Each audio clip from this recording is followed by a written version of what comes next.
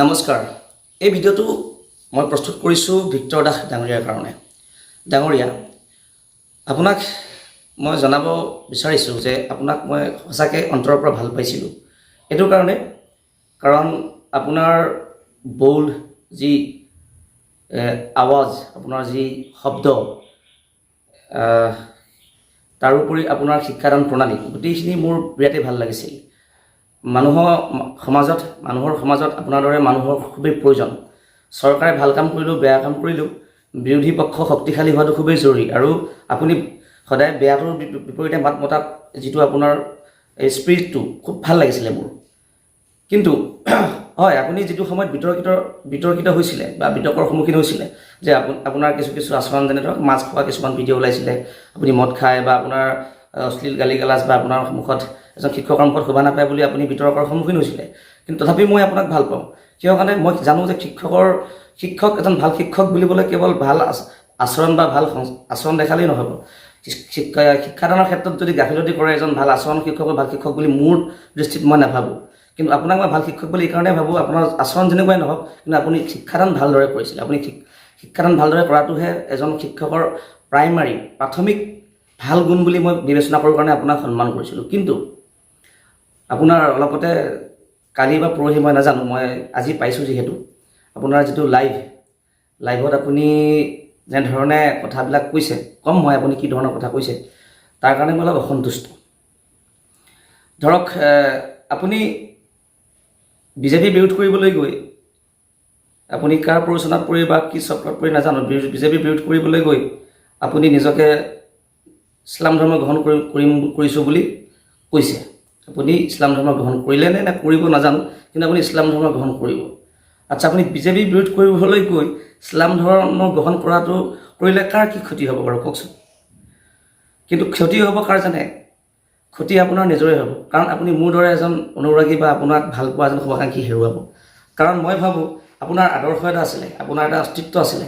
সেই অস্তিত্বটো কি আছিলে? যে আপোনাৰ এটা স্পিৰিট আছে, এটা আপোনাৰ বিদ্ৰোহী মন আছে, বিদ্ৰোহী সত্তা আছে। সত্তাটো আপুনি সদায় বেয়া কামৰ বিৰুদ্ধে, বেয়া নেতাৰ বিৰুদ্ধে আপুনি মাত মাতিছে, খুব ভাল পাইছিলোঁ।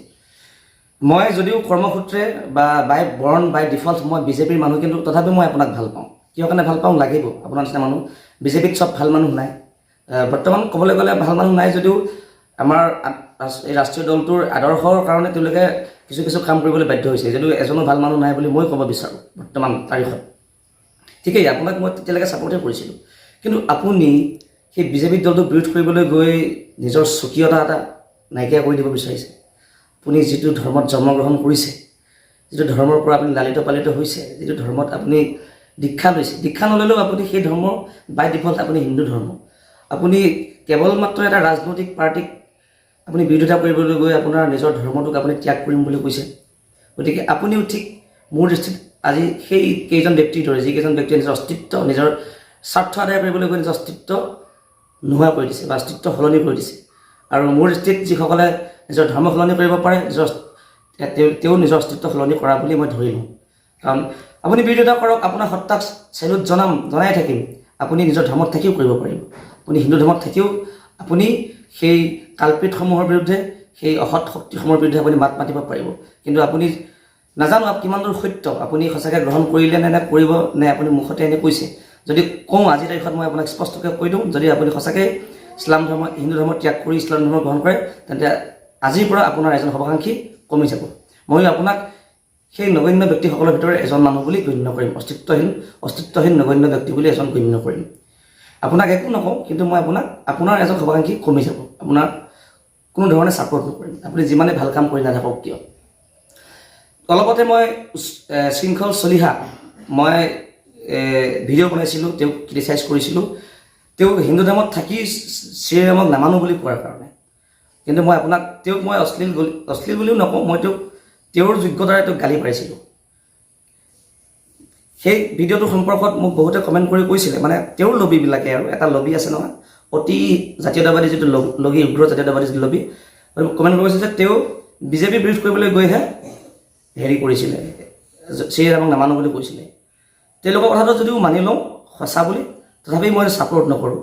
বিজেপি বিৰোধ কৰিবলৈ গৈ শ্ৰীৰামক নামানো বুলি কোৱাটো মই কোনো ভাল মানুহৰ লক্ষণ বুলি নাভাবোঁ বা এজন সৎ মানুহ আদৰ্শৱান মানুহৰ হেৰি বুলি নাভাবোঁ, চৰিত্ৰ বুলি নাভাবোঁ। কিন্তু মই যিমানখিনি জানো এইটো সম্পূৰ্ণ মিছা কথা। এই যিটো সত্তা, এইটো আলফা আৰু উগ্ৰ যিটো সত্তা, এই সত্তাটো আলফা বুলি লগত মই এইকাৰণে মিলাইছোঁ কাৰণ তেওঁলোকৰ যিটো আইডিঅ'লজি একেই, চিমিলাৰ, ভাৰত বিদ্বেষী এটা সত্তা। এজন মই ৰাষ্ট্ৰীয়বাদী মানুহ, মই বিজেপি ভালখিনিক ছাপৰ্ট কৰিম, যিকোনো বিজেপি বুলিও নহয়, ৰাষ্ট্ৰীয় দল যিয়ে ৰাজনৈতিক দল যিয়ে নহওক, ৰাজনৈতিক দল বেয়াখিনি মই সদায় বিৰোধিতা কৰি আহিছোঁ আৰু ভালখিনি সদায় এপ্ৰিচিয়েট কৰি আহিছোঁ। সেইকাৰণে মই ক'ম যে এইটো ভাৰত বিদ্বেষী সত্তা, কাৰণ আলফাৰ যিখিনি কৰ্মৰাজি বা যিখিনি আইডিঅ'লজি আৰু শৃংখল চলিহাকে কেন্দ্ৰ কৰি যিটো এই উগ্ৰ জাতীয়তাবাদী যিটো লবি, এই লবিটোৰো সেই কৰ্মখিনি বা আইডিঅ'লজিখিনি চিমিলাৰিটি বহুত থকাৰ কাৰণে মই তেওঁলোকক একেই বুলি ধৰি লৈ তেওঁলোকৰ ভাষাৰে তেওঁলোকৰ উপযুক্ত মৰ্যাদাৰে তেওঁলোকক মই হেৰি কৰিছিলোঁ, তোষামোদ কৰিছিলোঁ বা ক্ৰিটিচাইজ কৰিছিলোঁ। কিন্তু মই আপোনাক তেনেকৈ কিয় কোৱা নাই, কাৰণ আপুনি তেনেধৰণৰ ব্যক্তি নহয়, তেনেধৰণে আপোনাক ক্ৰিটিচাইজ কৰিব নোৱাৰোঁ। কাৰণ আপুনি কৈছে যে মই গ্ৰহণ কৰিম। হয়, আপুনি এখন ধৰ্ম নিৰপেক্ষ দেশত বাস কৰে, যিহেতু আপোনাৰ ইচ্ছা, আপুনি নিজৰ ইচ্ছামতে আপুনি ধৰ্ম ল'ব পাৰিব। কিন্তু সেইসকল ব্যক্তিক মই আদৰ্শৱান ব্যক্তি বুলি নাভাবোঁ, যিসকল ব্যক্তিয়ে নিজৰ ধৰ্ম ত্যাগ কৰি পেলাই অন্য ধৰ্ম গ্ৰহণ কৰি নিজৰ স্বাৰ্থ বা নিজৰ সেই সত্তাটো জীয়াই ৰাখিব বিচাৰে বা নিজৰ কাম কৰিব বিচাৰে, তেনেধৰণৰ ব্যক্তিক মই আদৰ্শৱান ব্যক্তি বুলি নাভাবোঁ। গতিকে মই আপোনাক শৃংখল চলিহাক হেৰি কৰাৰ দৰে, ক্ৰিটিচাইজ কৰাৰ দৰে মই আপোনাক নকৰোঁ। ইমানেই কথা আছিলে। গতিকে মই চাম অনাগত দিনত আপোনাৰ স্থিতিটো মই লক্ষ্য কৰিম। যদি আপুনি সঁচাকৈ কোৱা নাই, তেন্তে আকৌ আপোনাৰ এই শুভাকাংক্ষী হিচাপে আপোনাক আগৰ দৰেই শুভাকাংক্ষী হৈ থাকিব। আৰু এইখিনি আছিল মোৰ ক'বলগীয়া। মই সদায় মই আপোনাৰ দৰে নহ'লেও, মই কমচে কম আপোনাৰ দৰে নহ'লেও এজন সৰু বিপ্লৱী সত্তা এটা মোৰ হৃদয়তো আছে, বিপ্লৱী সত্তা মোৰ হৃদয়তো আছে। কিন্তু শৃংখল চলি অহাৰ নিচিনা লবি এটা জাতীয়তাবাদৰ নামত ভাৰত বিদ্বেষ কৰি থকা, ভাৰত বিদ্বেষী এখন সমাজ গঢ়ি থকা, চলে বলে কৌশলে, ইয়াৰ লগত মই কাহানিও নাই। তাৰ বাবে মোক কোনোবাই কয় মোৰ জাতীয়তাবোধ নাই বুলি, মই অসমীয়া নহয় বুলি, তেওঁলোকক মোক ক'বলৈ দিছোঁ। মই জানো মই অসমীয়া হয়নে নহয়, মোৰ জাতীয় প্ৰেম আছেনে নাই সেইটো মই জানো।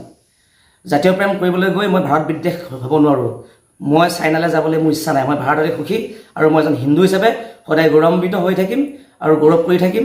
আৰু হিন্দু বিদ্বেষী আৰু ভাৰত বিদ্বেষী শত্ৰুক, মানুহক, ব্যক্তিত্বক, সমাজক মই সদায় বিৰোধিতা কৰি থাকিম।